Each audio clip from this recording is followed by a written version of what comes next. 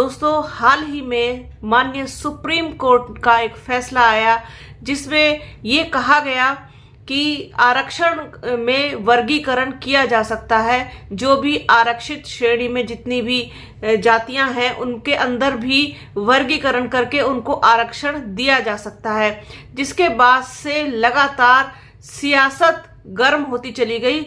इसी के मद्देनजर आज बसपा सुप्रीमो मायावती ने लखनऊ में एक प्रेस कॉन्फ्रेंस आयोजित करके इस फैसले को गलत ठहराया, इस फैसले को पुनः विचार करने के लिए कहा और साथ ही साथ ये भी कहा कि केंद्र सरकार इस फैसले को ध्यान से इस पर विचार करे और साथ ही साथ इसे बल्कि इस विचार क्या करे बल्कि इसको पलट दे। उन्होंने इसको बदलने को कहा। साथ ही उन्होंने ये भी कहा कि ये तो बहुत बुरा हुआ है और ये नहीं होना चाहिए था जिस तरीके से ये सुप्रीम कोर्ट का फैसला आया है। और खासी नाराज दिखाई दी बसपा सुप्रीमो मायावती पूरे मामले को लेकर के। उन्होंने अपनी प्रेस कॉन्फ्रेंस में क्या कुछ कहा है वो आपको सुनवाते हैं, तो आप देखिए उनकी प्रेस कॉन्फ्रेंस और बने रहिए हमारे चैनल के साथ। हमारे चैनल को लाइक कीजिए, शेयर कीजिए, सब्सक्राइब कीजिए, बेल आइकन जरूर दबाइएगा। अपना और अपनों का बहुत ख्याल रखिए। जल्द मिलूंगे आपसे एक नए वीडियो में, एक नए मुद्दे के साथ, एक नई चर्चा में। तब तक के लिए जय हिंद।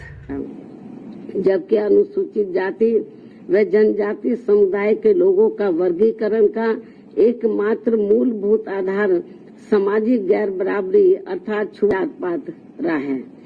ऐतिहासिक तौर पर सामाजिक गैर बराबरी की वजह से ही आरक्षण दिया गया है। तो ऐसे में जाति के आधार पर प्रताड़ना झेलने वाले समुदाय के बीच आरक्षण का बंटवारा करना ये पूर्ण रूप से अनुचित, असंवैधानिक व गलत है, क्योंकि दलितों व आदिवासियों के लिए आरक्षण का उद्देश्य जात पात व छुआछूत की बुराइयों को दूर करना था। साथ ही दिनांक 1 अगस्त 2024 के माननीय सुप्रीम कोर्ट के निर्णय अनुसार अब राज्य सरकारें अनुसूचित जाति व जनजाति का उप वर्गीकरण कर सकते हैं, जो कि असंवैधानिक है एवं उचित नहीं है। इतना ही नहीं बल्कि अनुसूचित जाति एवं जनजाति समुदाय का उप वर्गीकरण जिसे माननीय सुप्रीम कोर्ट ने अनुमति दे दी है, इसे अब राजनीतिक दलों द्वारा राजनीतिक हथियार के रूप में उपयोग किया जाएगा। जहां एक तरफ राजनीतिक दल अपने राजनीतिक उद्देश्यों को पूरा करने के लिए कुछ अनुसूचित जाति व जनजाति वर्गों को हाशिए पर धकेल देंगे और उनके लिए पक्षपात का माहौल बनाकर अपना उद्देश्य पूरा करेंगे, तो वहीं दूसरी तरफ अनुसूचित जाति एवं जनजाति के इस उप वर्गीकरण के कारण काफी पद रिक्त रह जाएंगे और आगे चलकर फिर उन पदों के अनारक्षित श्रेणी में तब्दीली हो जाने की प्रबल संभावनाएं होंगी। अतः जिस मुख्य उद्देश्य के लिए परम पूज्य बाबा साहब डॉक्टर भीमराव अंबेडकर ने संविधान के तहत अनुसूचित जाति एवं जनजाति वर्ग को आरक्षण दिया था, उसे अब एक प्रकार से प्रभावहीन बना दिया जाएगा, अर्थात खत्म कर दिया जाएगा। वैसे भी खासकर बीजेपी, कांग्रेस व समाजवादी पार्टी आदि हमेशा से ही एसटी वर्गों को मिल रहे आरक्षण के विरुद्ध रहे हैं और इसलिए इनके वकीलों ने उप वर्गीकरण की काफी जोरदारी से कोर्ट के सामने अपनी दलीलें भी रखी हैं और इसे खत्म करने की सिफारिश में ये पार्टियां हमेशा प्रयासरत रहती हैं। समाजवादी पार्टी ने तो संसद के भीतर ही पदोन्नति में आरक्षण संबंधी बिल को ही बीजेपी और कांग्रेस की मिली भगत से फाड़ दिया था, जिसे आज तक केंद्र सरकार संसद में दोबारा नहीं ला सकी है, जिसकी वजह से माननीय सुप्रीम कोर्ट के नागराज के निर्णय एससी व एसटी कर्मचारियों को पदोन्नति में आरक्षण संबंधी लाभ से वंचित रहना पड़ा है।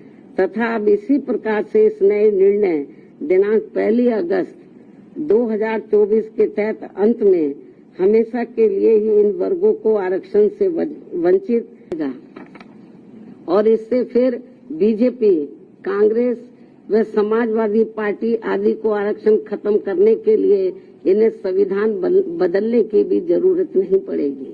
और यही कारण है कि इन पार्टियों ने केंद्र सरकार व राज्य सरकारों की तरफ से उचित पैरवी भी नहीं की है और काफी कुछ उप वर्गीकरण के पक्ष में दलीलें रखी हैं, जिससे कि मौजूदा चल रहे आरक्षण के विरुद्ध निर्णय आए।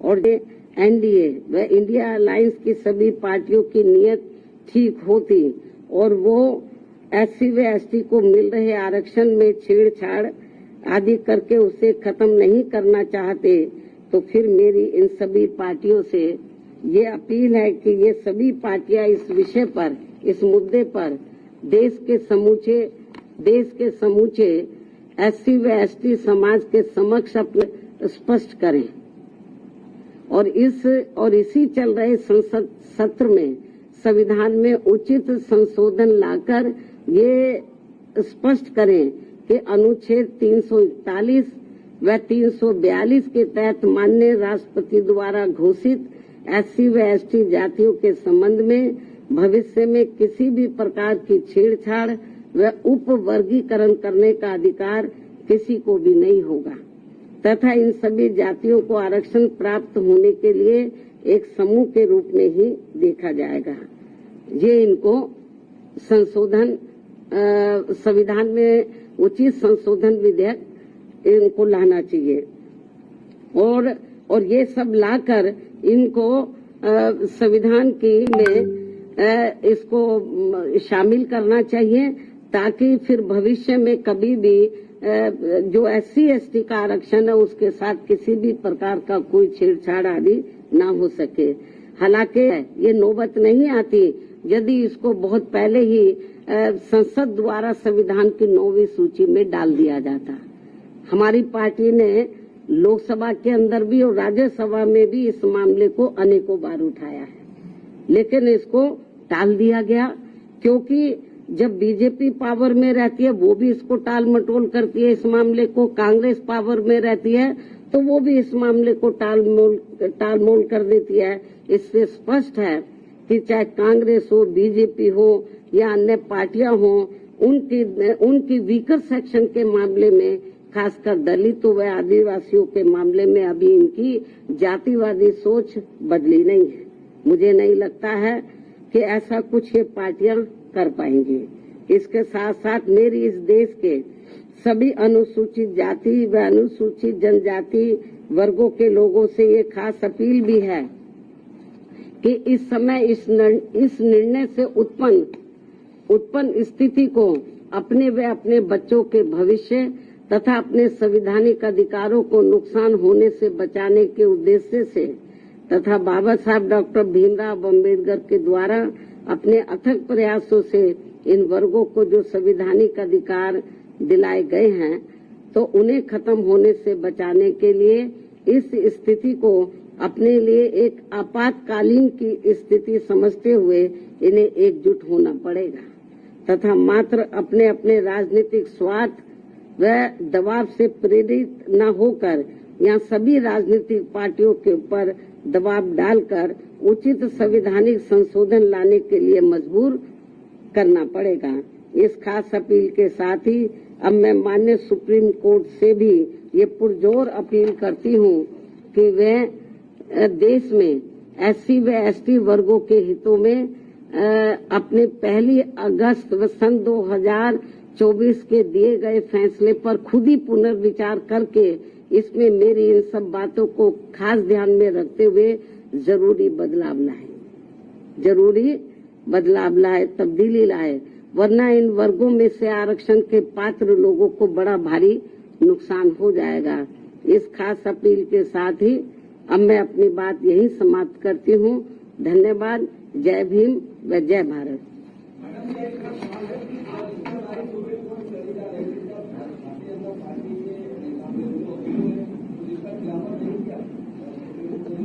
नहीं, उसका खिलाफत इन्होंने नहीं किया।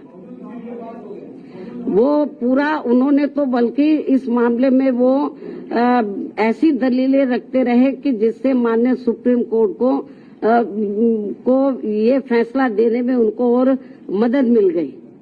चाहे तो कांग्रेस की ओर से वकील खड़े हुए हों या सरकार की ओर से खड़े हुए हों, इन्होंने एक प्रकार से माननीय सुप्रीम कोर्ट की मदद ही की है इस मामले में।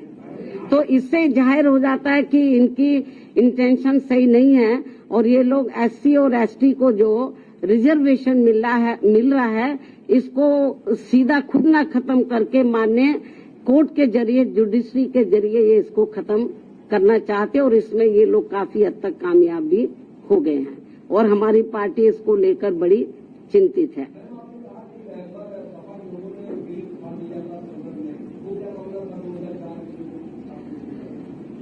जो एससी एसटी का पदोन्नति में जो आरक्षण का मामला था तो वो लगभग खत्म सा हो गया था। उसको प्रभावी बनाने के लिए हमारी पार्टी ने उस समय सेंटर में कांग्रेस की सरकार थी, उनके ऊपर दबाव बनाया कि आप इसमें संशोधन विधेयक लाइए और पदोन्नति में आरक्षण को पुनः प्रभावशाली बनाया जाए। जब ये बिल लाया गया तो कांग्रेस नहीं चाहती थी कि एससी एसटी वर्गों के कर्मचारियों को पदोन्नति में आरक्षण का लाभ मिले। तो कांग्रेस उस समय पावर में थी, तो कांग्रेस और बीजेपी खुद ना आगे आकर उन्होंने समाजवादी पार्टी के जो सांसद हैं उनको आगे किया और उनकी मिली भगत से उन्होंने इस बिल को फाड़ा और इस बिल को पास नहीं होने दिया और अभी तक ये बिल पास नहीं हुआ है।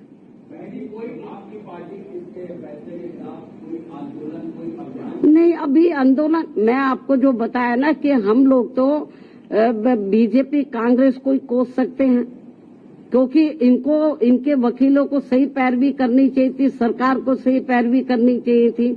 हमने माननीय सुप्रीम कोर्ट से मीडिया के माध्यम से हमने उनसे अपील की है आज कि वो अपने इस फैसले पर पुनर्विचार करें, इस फैसले को बदले, वरना इस देश में जो करोड़ों दलित और आदिवासी समाज के लोग हैं तो जिनको अपने पैरों पर खड़े करने के लिए परम पूज्य बाबा साहब डॉक्टर अम्बेडकर ने जो इनको आरक्षण की सुविधा दी थी, यदि ये खत्म हो गई तो बड़ा मुश्किल हो जाएगा। और जो लोग ये कहते हैं कि एससी में या एसटी में जो जातियां मजबूत हर मामले में आर्थिक तौर पर मजबूत हो गई हैं, तो उसमें से मैं समझती हूँ मुश्किल से 10 या 11% लोग ही मजबूत हो गए होंगे, बाकी 90% लोगों की हालत तो बहुत ज्यादा खराब है। लेकिन माननीय सुप्रीम कोर्ट के इस फैसले से जो लगभग 90% लोग जिनको अभी आरक्षण की जरूरत है तो वो तो और ज्यादा पिछड़ जाएंगे, उनको ये आरक्षण अब मिलेगा नहीं। इस निर्णय के अनुसार यदि उन जातियों को निकाल दिया जाएगा, बहुत बुरा हुआ है ये। और केंद्र और जबकि बीजेपी को चाहिए, वो अपने आप को कहते हैं कि हम एससी एसटी समाज के हिमायती हितैषी हैं, उनको चाहिए पहली बात तो इस केस की पैरवी उनको सही तरीके से करनी चाहिए थी, उन्होंने नहीं की। कांग्रेस ने बेबी ढुलमुल रवैया अपनाया। ऐसी स्थिति में मेरा बीजेपी जो 9-10% जो जाटव या इससे मिलती जुलती जातियों की स्थिति, आर्थिक स्थिति सुधर भी गई है, लेकिन समाज में तो आज भी जातिवादी लोग उनको पुराने नजरिए से देखते हैं, जात पात तरीके से देखते हैं। इसलिए अभी इन सबको रिजर्वेशन की बहुत ज्यादा सख्त जरूरत है। नहीं, अभी ये तो माननीय सुप्रीम कोर्ट को बताना चाहिए था ना, हम लोग तो नहीं करेंगे। सुप्रीम कोर्ट ने कोई इसका पैमाना अभी तय किया नहीं है। बहुत ढुलमुल ये जजमेंट है और इस तरीके से इसकी आड़ में राज्य सरकारें जो एससी एसटी को अभी तक रिजर्वेशन मिल रहा है इसको बिल्कुल निष्प्रभावी बना देंगी, ना के बराबर इसको कर देंगी, लोगों को कोई इसका लाभ नहीं मिलेगा। नहीं, हमारे को तो उन्होंने कब बुलाया ही नहीं, जबकि हमारी पार्टी इनके लिए लड़ाई लड़ती रही है। हमको भी बुलाते तो हमारी ओर से वकील जरूर जाता।